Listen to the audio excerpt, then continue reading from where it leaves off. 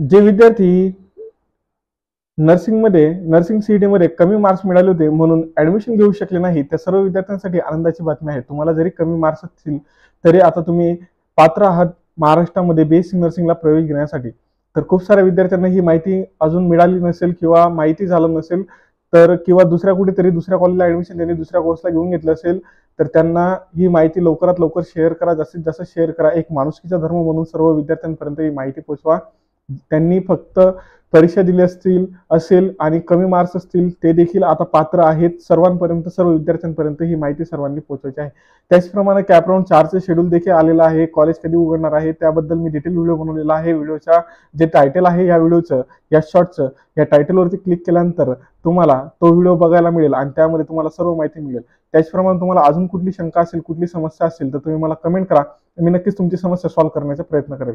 Till then विद्यार्थी मित्रांनो, take care. पालकांना माझा नमस्कार.